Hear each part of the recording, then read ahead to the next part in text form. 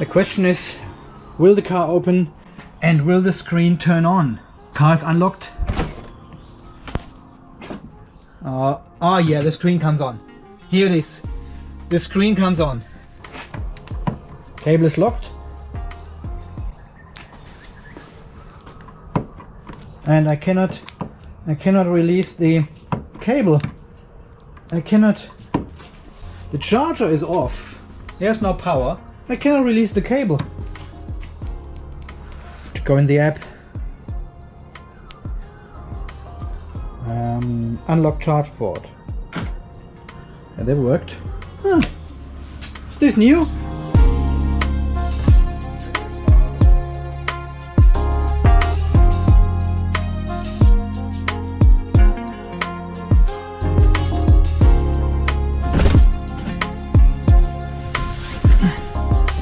You never know these days if the car actually wakes up or not, if you have a black screen of death, if the car does not unlock because you've got the COVID-19 app running, or anything else, you know? You never know. So it's a bit hit and miss at the moment. I don't really know. Regenerative braking temporarily. What? Is it cold? 10 degrees? Really? I don't know how to operate this thing anymore. Here we go. It's moving. This is the first time for a week. Oh jeez. I haven't driven the Teslander for a week now. That was last Monday. That was my last day in the office. And then I worked from home for the rest of the week. And I didn't go anywhere. I could have picked up the grocery shopping tour actually, but my wife wanted to fill up her car because fuel is cheap at the moment. And I said, nah, probably not. Nah, that's not, nah. So hell yeah, that's a week now. It's Monday morning. I haven't driven for a week. That is insane. So nice. And the car, it was, I don't know when it actually was, last week at some stage, Wednesday, Thursday or so. The car actually woke up at about 1:30 p.m. for no particular reason. Nobody was around the car, no app functionality, nobody opened the door or something, nothing. And then 1.5 hours later, I got a notification on my mobile phone that there's a new software update available to install. So that was great. So obviously Tesla is waking up the cars when there's a new software and push it to the car. And then the car downloads this software and notifies you on the phone. So that is great. And I installed the new software version. So I came from this version here, and now I'm on this version here. I lost totally track. I don't know what versions we are on it. And I haven't driven the car since. I have not tested it. I have not checked the changelog, nothing. I don't know what this new update brings on features. So let's wait until morning tea and check it out. We have to wait until morning tea. I'm late. So it is morning tea time. Well, it's actually almost lunchtime. Ah, Sentry has activated. Look at this beauty. Nah, doesn't recognize my phone again. And you know the worst part is the COVID app is not even running. There we go, now it's working. That is so bad again. That is really, really bad. Why is the car not opening when I've got my phone with me? But anyway, this is not the purpose. We are back in the car. Turn off the seat heater first. Okay, let's have a look at this software. What is it? Actually 32.3. Release notes for that. Are you still interested in this update video making stuff, you know? What's new in the next update and when we test everything? Well, of course you are. Otherwise you wouldn't watch, right? Okay, we've got the car left open notifications now. This is something you get your notification on your mobile phone if the car this door is unlocked for 10 minutes or if the windows are down, this sort of stuff. We can test this in a second. Close windows on lock. If you have the windows down and you lock the car, the windows will go up all the way. Yeah, nice feature. And the notification history is there. You can now review past and current notifications. Well, this was there before. This came with another update already. And the third-party charging station. So when you charge on CCS, the charge port will now automatically unlock once charging has finished and the car is unlocked. So if you are doing a trip and you are charging somewhere, not a Tesla charger, and the charge is finished, it will automatically unlock your charging port. While before you needed to tap on the unlock button. It is these little things, you know, it's not a big deal. Under service you find this notification button and you can see the notifications the car displayed on the screen, and there's a history of everything which happened in the car with a date and timestamp in it. So it's good if you have something reoccurring, you know, you can see what's going on. There was in the previous update already. Okay, then we go to locks and there should be a, there we go, close windows on lock. What the heck? Yeah, and there's the new function, close windows on lock. So if you tap this one, it will wind up all the 4 windows when you lock your car. And here under locks you can also set the notifications now. Car left open notifications, off just the doors or doors and windows. Exclude home.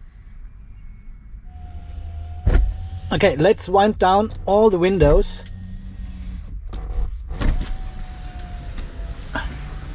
There we go, everything is okay. Okay, let's just walk away from the car. I've got the phone here, I've got all windows down, and see if we get a notification. See if it actually locks. Ah yeah, it has locked, but all windows are down. So I didn't get any notification so far. Have the windows gone back up again? Ah yeah, they have. All right. Oh, I didn't see that. I have to do it again.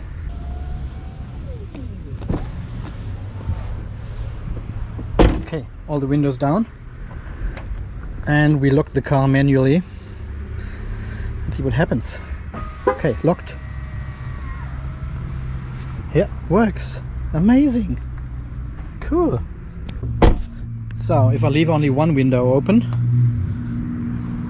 and lock the car, yeah, it will close the window immediately. So I don't know when you get this notification actually then that the window is open. I cannot see this happening at all because when you lock the car the window is closing anyway. Well, okay, let's leave the boot open, unlocked. That's the less obvious, right? Okay, lock the car. It won't even lock. How do you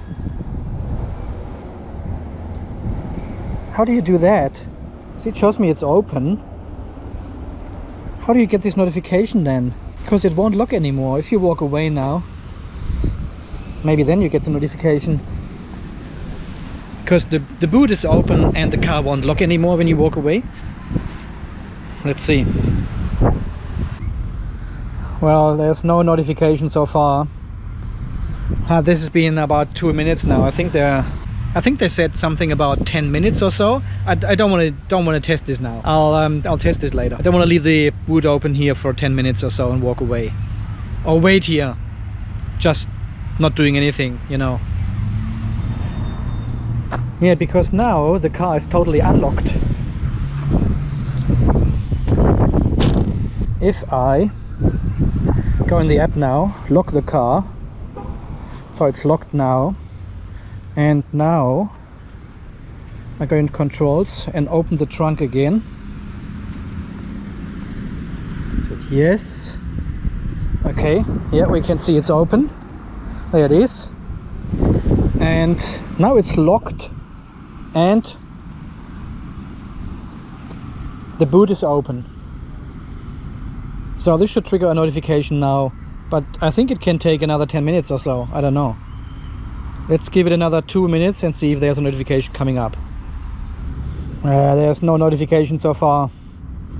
I better close the boot again and try later. Maybe when we go for lunch, you know, I can trigger it from the office, and then 10 minutes later we go for lunch anyway. So we wait for the notification to come in then. Just want to show you the notification. I haven't seen it either. Okay, so now it's all locked. It's not as obvious, you know, when the boot is open. It's just a little tiny gap. You cannot really see it, and there's nothing in the boot anyway. Nothing of value. So the car is still parking down here, and I'll go to lunch soon, and I'll pop the boot now. Controls, trunk. I just want to make sure nobody's here, you know. You would be suspicious if the car next to you just pops the boot and nobody's there. So yeah, could see it lifting a little bit. So it's open now. Hey guys, if I get robbed or get plundered, you need to step in and pay for that, you know. You have to become my Patreons and pay. I'm doing this for you, this test. That's not just something I do for fun, you know. There's a purpose behind it, and you have to pay for it. I'll take the risk now for 10 minutes, and hopefully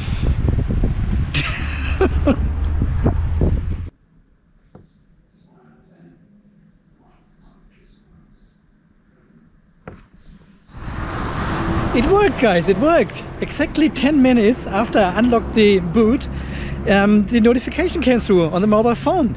It's a very tiny notification, so you get another T symbol at the top.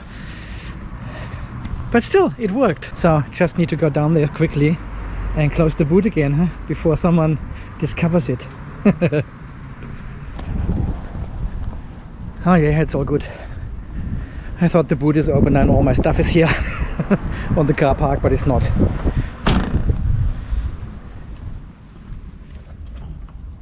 Oh no. Yeah, 1 Century mode. Event, that's me again, just now. Now it's someone else walking past the car. That's fine. That's allowed. Okay guys, I think that's it for this update. Little short snappy video, as you like it.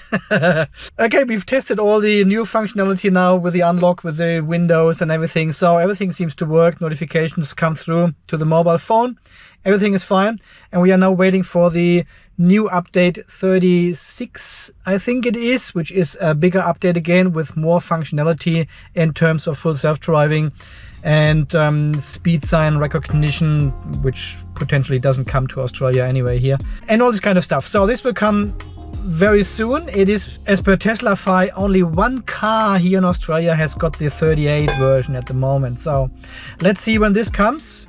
Could take a couple of weeks, we don't know. Alright guys, as always, thank you so much for watching. Wait. Don't turn off right now. We have forgotten something. I know, right? We haven't been here for ages. I think the last time it was in January or so.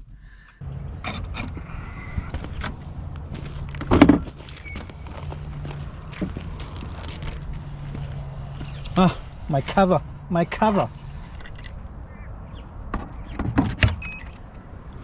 All right, let's have a look. It's still 20 cents. Start. Port B. Start. There we go, 53% we have. All right.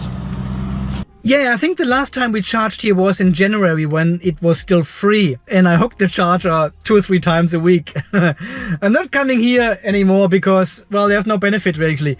And it's the same price as at home, 20 cents per kilowatt hour. And actually, it is more of a disadvantage to charge here. So we are charging with 44 kilowatts now, which is nice. But we are wasting 3 kilowatts in the rear motor. I've shown this 100 million times. This is what Bjorn Nyland calls the afterburner. The battery heater didn't, or afterburner, I should say afterburner. The afterburner didn't fire up.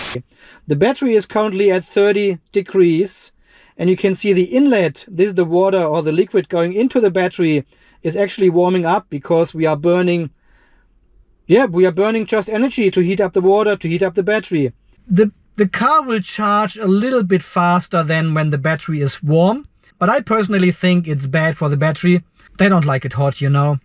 And you will see in a couple of minutes we will heat up the battery to over 50 degrees Celsius. Ah, this cannot be good. Batteries degrade faster when they are hot. I'm avoiding DC charging as much as possible. I always charge AC because then this burning of energy, this afterburning situation does not happen.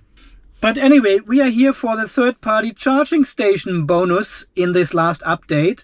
So in theory, if I wanted to stop now charging, I need to click on stop charging and then I need to unlock the charge port here. With this update now, if the charging stops by either pressing the button or we have reached the 70% threshold I set here, charging will of course stop and the car will unlock automatically. But only if the doors are unlocked. So if you are in range of the car, it of course does not unlock if you are going shopping and have the car plugged in and the charging stops for some reason. It won't unlock the plug. Yeah, and basically with this update, they save you from pressing this button. I know, it's not a big deal, right? Because you have this screen open anyway when you charge and you just click on the button before you actually leave the car, and it's not really a big, super good feature, but it's a little thing, yes. May come in handy, but you know. See, after a couple of minutes, 35 is the inlet. That's the hot water going in, and the battery is already at 32. So it's still heating up the battery. And we would actually charge faster than 44 kilowatts if we would not burn these 3 kilowatts here. We would charge with 46, 47 kilowatts then. And we can also see the battery flow here is at 9 liters per minute. Usually it's around 5.5 liters only, but now we have an increased flow through the battery. So it's pushing this hot water through the battery now to heat it up. And you can see here the rear motor has already reached 66 degrees Celsius now. And the hot water goes to there and then into the battery, 34 already. I don't like this. I don't like this. I really wish there would be a feature to turn this, well, quicker charging stuff off. You know, I appreciate they're coming up with these solutions to heat up the battery artificially to enable faster charging. You know, when you're on the run, when you're in a hurry, it may come in handy, but usually you want to keep the battery cool as possible and you want to charge slower. But I can understand this feature if you are on a journey, on a trip or something, and you want to get as fast as possible from A to B, you turn this feature on. But most of the time, you know, I would turn it off. I would turn it off. Oh, the pump is ramping up. 12 liters per minute now. 71 in the motor, 71 degrees. Can you believe it? 40 degrees goes into the battery and it's already at 37 degrees. Far too warm. Thankfully, we are at 67% already. So charging will stop in less than 5 minutes. Still charging. There we go. Yep, I could hear the click of the high voltage relays and the click of the charge port. And it's grayed out. Can you see that? I cannot click on this button anymore because it's already unlocked. All right, have a look. So in theory, I just need to pull the plug without doing anything here. Yeah, it just unlocks. Cool. How much did we push in? 10.5 kilowatt hours. All right, thank you very much. It was a pleasure. Ah, my cover. There we go. So guys, there you have it. We have now tested all the new features of this update 2023. All right, everything is working as it should be. And back to my lunch break. All right guys, as always, thank you so much for watching. Thanks to all my supporters on Patreon and on here on the channel. This is Andy from Unplugged TV Australia, signing off. You stay charged and safe, and we will see us again in the next video soon. Thanks guys, see you then, bye bye.